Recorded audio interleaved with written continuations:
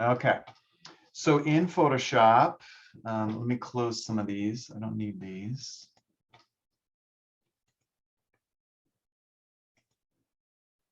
Okay, so here's our sample. You'll notice that I'm gonna, okay, work, okay, oh, here it is.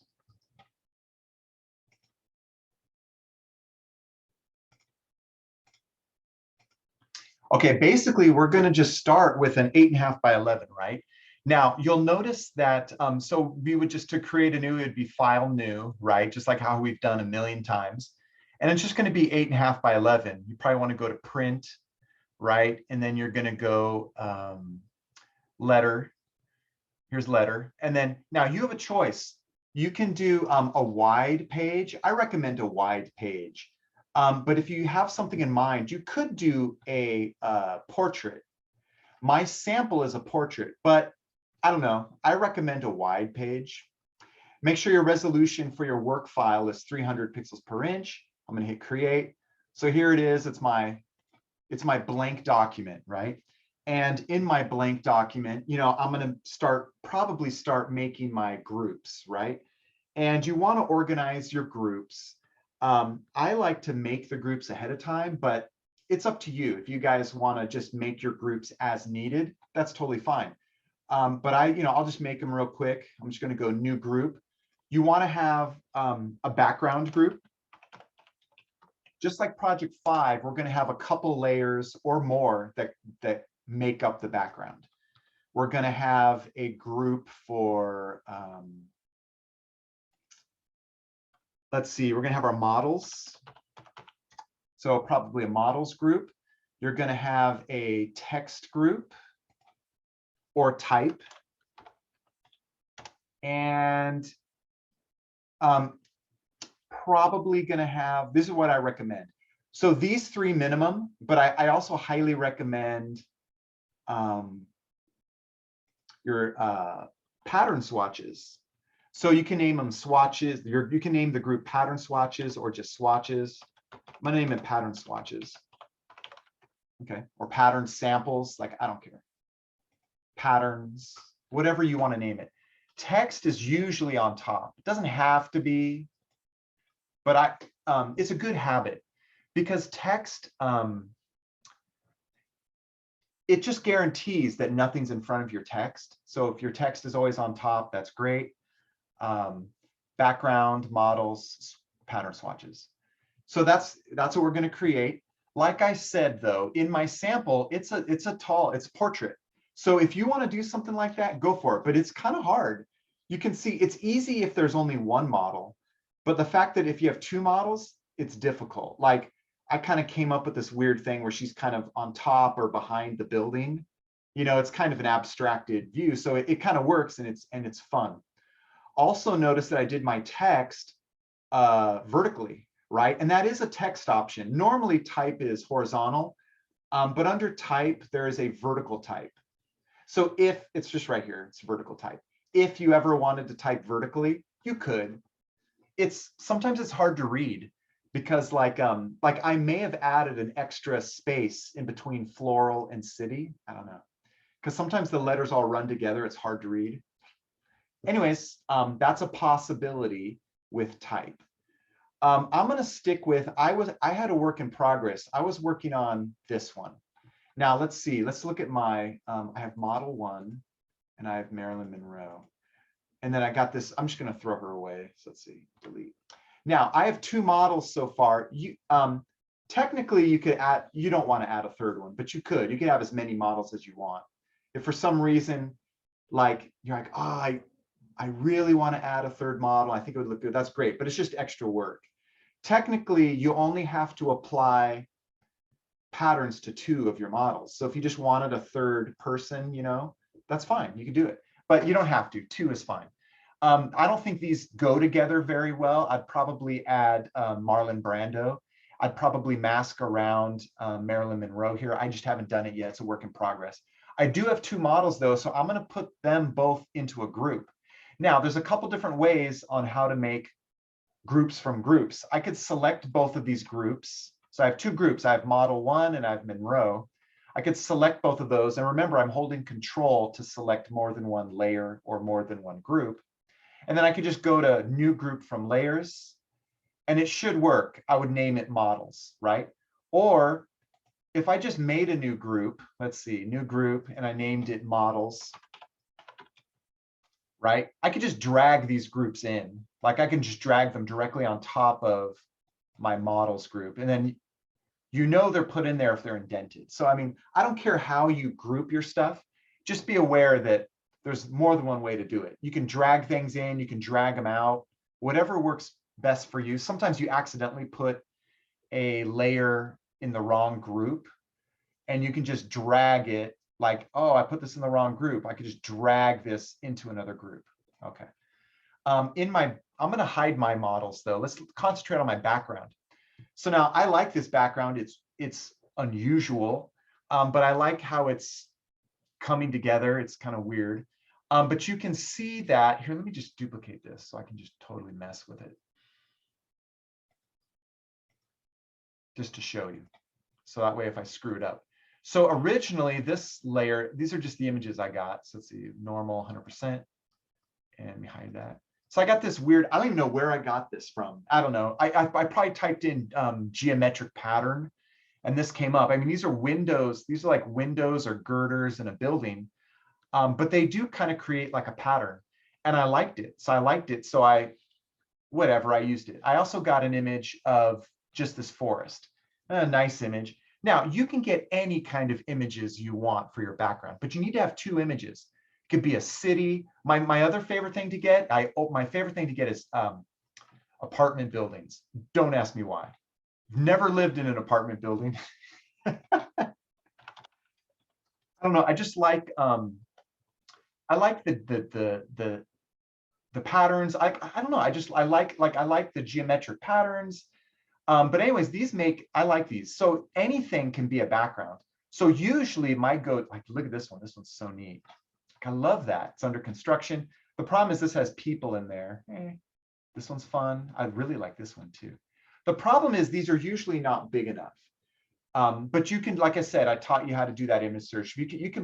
But your background could be anything. It can be a park, it can be a forest, it can be a coffee shop. It could be a coffee shop.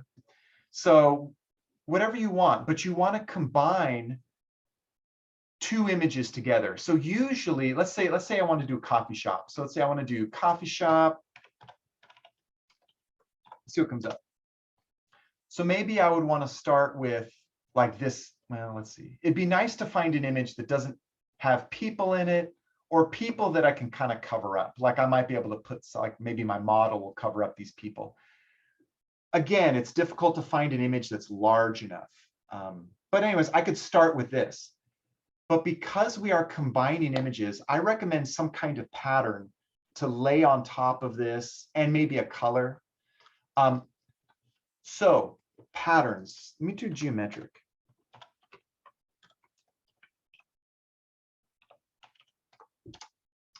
I could do geometric patterns. So I could just find some kind of interesting pattern. Remember, these have to be big enough. You're going to do settings larger than, I recommend for your pattern search, larger than 8 MP. Let me see if I can find, I hope this is, you got to be careful when you do searches. I don't want to be. Okay, let's see here. So another way to find patterns, maybe black and white photography.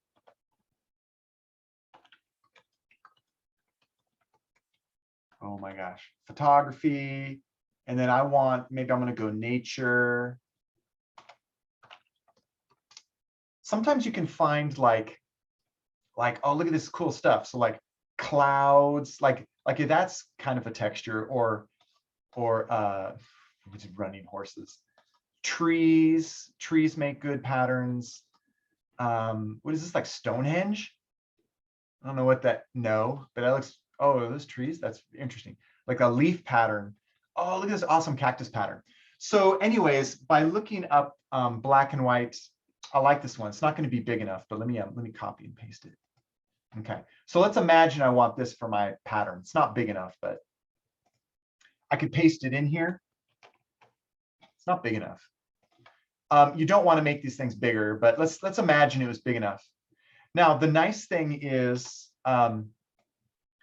if you find a black and white photograph, you can change the blending mode to multiply or lighten to see what's behind it. So let's see, let me try multiply will make the white disappear. Let's try that first. Okay, that doesn't look so great. But you can see that you can see part of the force behind it. Okay, let's try lighten. Lighten's going to make the black disappear. So anyways, this is unusual. The cactus doesn't really go very well with the forest. But maybe this, I need something different. Maybe it'll go good with my geometric pattern. So let's turn this, let's turn this guy on. Okay. And then anyways, you can see that this is something you can play, you can play around with. Let me try lighten. Nope. Overlay. Nope. My new favorite, subtract. Divide. Nah. Okay, but anyways, you get the idea. You can combine images. It's going to be abstracted. If you now mine are really weird for these. If you don't have to go super weird, maybe this will help. No, I like my original. My original is it's kind of looking like this. So it's abstracted, but it's unusual. But maybe if I fill it with my models and my swatches and my text, maybe it won't look so unusual. But yours doesn't have to be unusual like this. It can be fun. Like I said, my sample, it's like a city. This one, I mean, it's kind of unusual, but it's not as quote unquote artistic, right? So anyways, this one, it kind of fits the feel of like whatever, like an urban floral, pattern, whatever. I leave it up to you. I want you to have fun and to kind of explore and to do interesting things with your backgrounds, and if they're unusual, it's fine. But like I said, you're going to try to mix and match different imagery, usually just a location and then a pattern. But if you can fit a couple different patterns, together, that's fine. Instead of like a location, that's fine too. So I leave it up to you to find these images. Remember though, when you do that image search, you want to do larger than 8 MP, probably will come up with a bigger size image. Finally, just let me quickly tell you about, where's my sample? My sample right here, originally there was more to this, I guess it's an apartment building. What I did was I just traced the building and I did a mask. So it hid the sky. It hid the sky so that way I could see behind the building. So you could mask out, especially if it's like an apartment building, you can like cut out the building and kind of put it there and put a different background or just a solid color or just something else. It's up to you. You can be creative. Anyways, your background needs to be at least 2 images or more. My current one has 2 images and a solid color layer. The reason why I have the solid color layer is because look how busy this is. It's busy and too interesting. I talked about this last week. If you have a solid color layer, you can lower the opacity so you can just faintly see the background. Remember, the background needs to be interesting, but not so full of contrast that it's distracting. Like personally, I think this would be distracting because it's so weird. Someone might look at it and go, wow, love your back, whoa. And they're like not even looking at the models, like they're looking at the background. That would be a mistake on the designer's part because the background is just the background. It's not as important as the subject matter. Subject matter is my models. Marilyn Monroe does not fit in this weird modern nature environment, but maybe some more modern models would. If I was going to use Marilyn Monroe and Marlon Brando, maybe I want to have a background image of old Hollywood, maybe some nature, maybe a texture, maybe some glitter, right? So that might be a lot of fun. That would fit more Marilyn Monroe. She fits in this environment a little better, I think. Anyways, so keep that in mind. Okay, then don't forget, you're going to have text. Your text, we've talked about text before. but I want to have, I want you to give me a name of your look or your theme. So mine's Floral City. And it goes with whatever, whatever it is. If I was going to do, maybe if I was going to do Marlon Brando and Marilyn Monroe, maybe my look would be old Hollywood. It's an old Hollywood kind of retro 40s, kind of feel. So I'd call it Old Hollywood, and that would be the name. This one's Floral City. I don't know what I would call my weird nature one, maybe a techno nature. That sounds stupid, but I would come up with something. I would try to come up with an interesting name for this. Modern nature, I don't know. Come up with something. Yeah, well, you come up with a fun name. Don't hurt your brain too. I mean, don't spend hours coming up with your title. Just kind of, oh, this is fine. Just come up with an interesting name. It doesn't have to be, you don't have to spend hours thinking of it. Don't worry about that. Okay, let's see. But you're gonna have text. So you'll have a title. You'll have a title, and then you will name your swatches. And for some reason, I have Floral City here too. I don't know why. You can add more text if you want. It's up to you.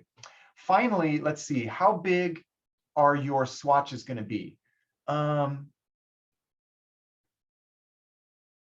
At least 2 inches. Make them 2 inches. I don't tell you. So technically, you could do whatever you want. Let's see. Do I tell you the size? I don't think I do. 2 to 3 inches. I would probably do 2 inches. I'll probably do 2-inch swatches. And you only need 2. You only need 2 of them. If you wanted to do a third one, you can, but you don't have to. Like 2's not enough. That's fine. Do whatever you want. You can always add more. Remember, though, this is super important. You're going to have your patterns on 2 models and an accessory. So don't forget the accessory. You have to mask out the accessory and your models, and you have to mask your patterns to your garments on your models as well. You can use different colors. Like for instance, right now, this is kind of purplish. I think I added a little bit of purple to the overall. This isn't this is like a JPEG version of, or it's flattened. Yeah, this is a JPEG. But usually what I like to do is on top of everything, I add a little bit of color. You don't have to do this, it's just a suggestion. I usually do a color balance on top of everything, and then I push the whole collage or the whole design, I push it towards a certain color. It looks like I pushed it towards purple. So maybe I want to add a little more red. That's going to make it really purple. That's probably too much purple, but you can see that that is an option for you. I don't have to clip it. I just put it on top of everything. That's something I like to do. Maybe I don't want to be more blue, but I can make it more blue.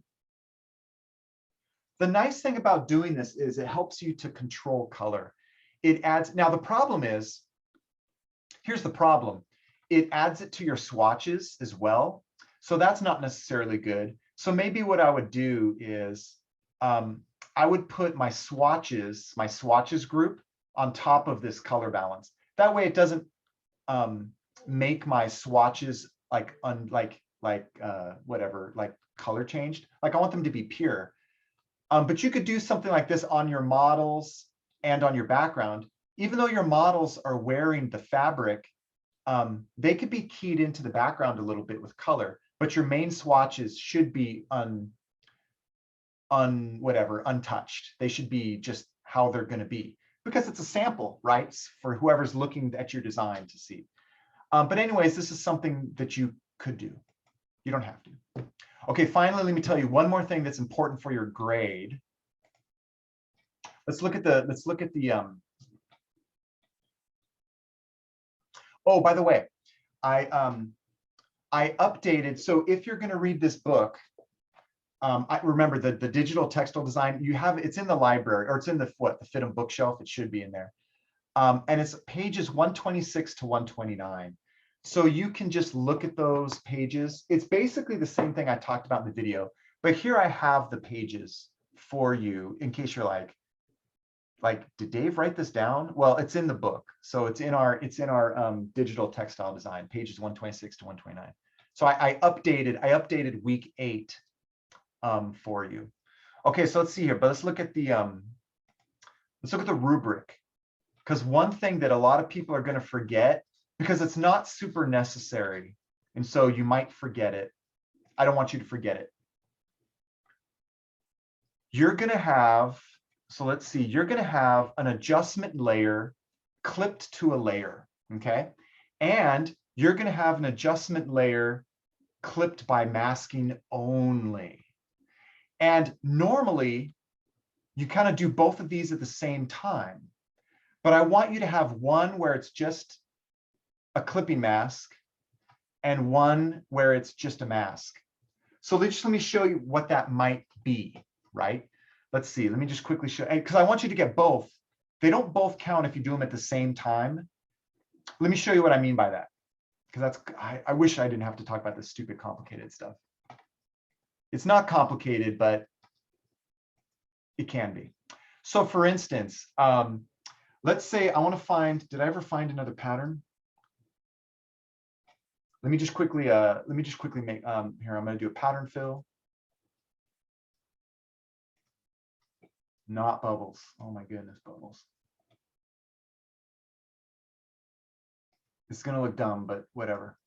Okay, so I want to apply this to my,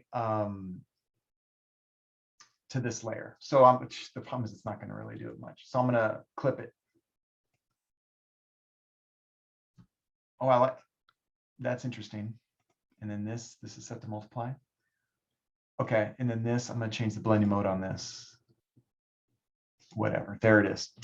Actually, I kind of like that. It ties it in with Marilyn Monroe here. So you need to have a clipping mask where it's just a clipping mask only, right? So, okay, check mark. I got that one. That one's great. Now let's look at my model here. Here's my model. Now the problem with my model is, I'm going to duplicate my model in case I screw it up. This is a nice feature, by the way. In case you're worried, like, oh, am I going to screw this up? Just make a copy and then try it. I don't know, it's what I do sometimes. Okay, so let's look at this model. So here you can see that the pattern that is applied to the model is masked and clipped. Now, here's what I will allow this. I will allow this to count for one or the other, right? Normally, watch, because just let me unclip it. If I unclip this, because you can unclip a clipping mask. You just go options, release clipping mask, right? Okay. I got to remember though, this is color burn. I got to put it back to normal. So it goes beyond her.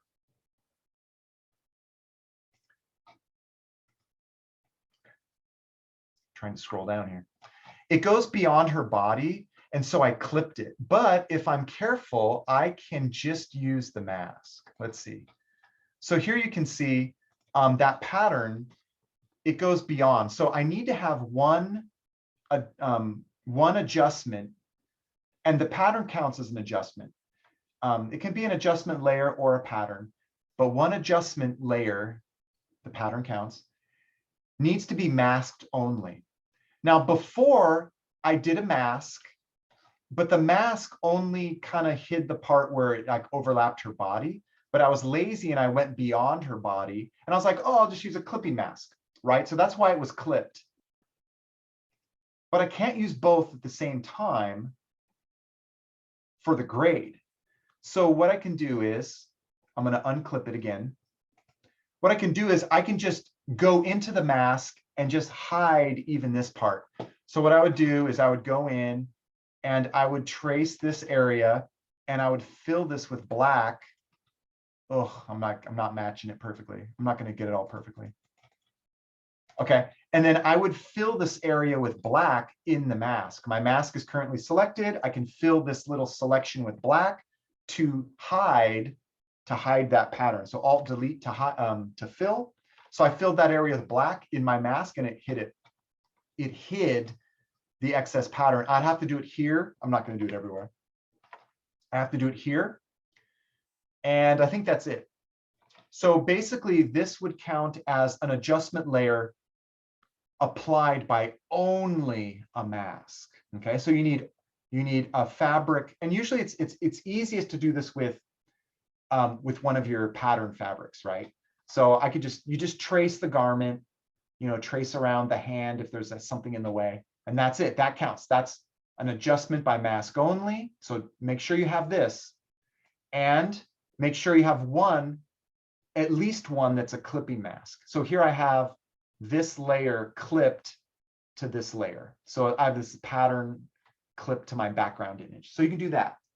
Now, you can have as many of these as you want. If you're worried, you're like, did I do it right? Just do it more than once. You can have a bunch of clipped layers, and you can have a bunch of these too. Or like I said earlier, if this doesn't make sense, just do it this way. If this is both, so watch, let's say I clipped it. I clipped it and I have a mask. This is both. When I grade your work, here's what I'm going to do. I'm going to be like, okay, this student did, they did a clipping mask and they also did a layer mask with this fabric. Okay, well, that can only count for one of those. Okay, and then I'm going to go down here. Oh, okay, here's another clipping mask. This one's a clipping mask only, so that I can count this one as an adjustment hid by a mask. I'll just count the mask and not count the clipping mask. I will do that for you because I am a considerate instructor. And here's the only reason why. A lot of times you are going to use both together. It's kind of a weird thing to grade only just the mask. You may want to use both. Like you can see I use both together. That's how I normally work. So you can do that too. But remember, this is the most important thing. This doesn't count for both. This does not count for a clipped layer and a adjustment using a mask. It counts for one or the other. Technically, you could do this twice. So if you did this twice, like say I did this on one model and did this on the other model, I will count it just for you. But other teachers wouldn't do that. They would want you to do what I just showed you earlier. I'm not going to show you again. They would want it to be separate. But like I said, the reason why I'm not going to make you do that is because you may not work that way when you're working professionally. You're going to probably do it like the way I did it. You're going to be like, this works good. You're going to use masks, but you might use them combined with clipping masks and stuff like that. You're going to kind of have your own faster, more efficient way to work. And when you work professionally, that's what really matters. People aren't going to be checking your masks. You're always going to use layer masks, but they're not going to check. Did you use a mask with a clipping? Uh-oh, they're not going to care. They just want to see good results, okay?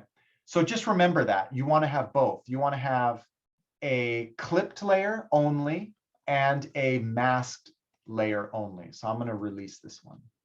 And then, like I said, I'll count this for one if you have both. But that's it for that. Let's see. Is there any, don't forget text. You're going to have 2 pattern swatches. I think I talked about everything. So that's it.